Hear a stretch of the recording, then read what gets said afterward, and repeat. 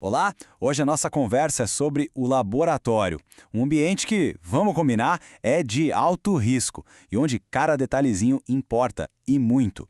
Porque, no fim das contas, o sucesso ali não é só acertar o resultado do experimento, é garantir que todo o processo, do começo ao fim, seja feito com total segurança.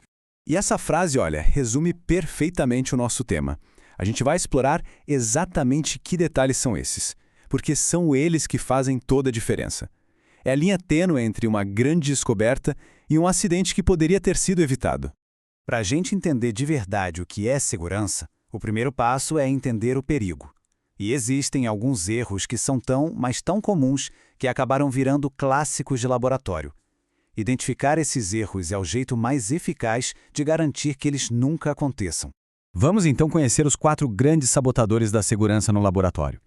Quando a gente dá um nome, quase que uma personalidade para esses erros, fica mais fácil entender por que eles são perigosos e, claro, como fugir deles. O primeiro, e talvez o mais comum de todos, é o tal do complexo de imortalidade. Sabe, aquela atitude mais relaxada, o jaleco aberto, comer alguma coisa no canto do laboratório. Pode até parecer inofensivo, mas é a porta de entrada para a contaminação. O jaleco, por exemplo, é uma barreira de proteção. Se ele está aberto, a barreira simplesmente não existe. Depois, vem as armadilhas de procedimento. Coisas como deixar um tubo sem rótulo ou esquecer aquela regra de ouro da química. São deslizes fáceis de cometer na correria. E a regra é claríssima. É sempre o ácido sobre a água. Nunca, jamais o contrário. Isso evita uma reação super violenta que pode espirrar produtos corrosivos para todo lado. E, falando em equipamentos, tem um exemplo bem impressionante de mau uso, o que a gente pode chamar de foguete de centrífuga. Um simples desequilíbrio de peso ali dentro pode transformar uma máquina caríssima num verdadeiro projétil. E pior, liberando aerossóis perigosos no ar. É uma imagem forte, mas que ilustra bem o que está em jogo. E por último, os desastres no descarte. O ponto mais crítico aqui é que um descarte feito de qualquer jeito não coloca em risco só a equipe do laboratório. Põe em risco todo mundo que vem depois, como o pessoal do suporte e da limpeza. É uma falha grave em toda a corrente de segurança. Ok, a gente já viu os erros. A pergunta que fica é, como impedir que eles aconteçam? A resposta está num sistema, algo projetado para isso, que organiza o porquê de cada regra. E esse sistema são os níveis de biossegurança. A base de toda a segurança em laboratórios são os níveis de biossegurança, ou NB. Os mais comuns que a gente vê por aí são o NB1, para agentes de baixo risco, e o NB2, para agentes que já podem causar doenças mais sérias. E essa diferença não é só teórica, não. Ela define exatamente como o trabalho deve ser feito na prática. E na prática, a diferença fica bem clara. Num laboratório NB1, trabalhar numa bancada aberta costuma ser suficiente. Mas no NB2, qualquer procedimento que possa gerar aerossóis, aí a coisa muda. Exige uma cabine de segurança biológica, a famosa CSB, e a descontaminação de resíduos em autoclave vira uma regra, obrigatória. A lógica é simples. O risco do agente é que manda na ferramenta usada. Então, se os níveis de biossegurança são o projeto da construção, quais seriam os tijolos? Vamos pensar na segurança como uma espécie de fortaleza, com várias e várias camadas de defesa. A primeira linha de defesa, e a mais importante de todas, são os equipamentos de proteção coletiva, os EPCs. A analogia aqui é perfeita. Eles são as muralhas do castelo. Não protegem uma pessoa só, protegem todo mundo que está lá dentro do ambiente. E essas muralhas são equipamentos que todo mundo conhece. A cabine de segurança biológica, a capela de exaustão para lidar com gases tóxicos, a autoclave para esterilizar tudo, até os sistemas de emergência, como chuveiros e os kits de contenção de derramamento. Todos eles têm uma única função: conter o perigo lá na fonte.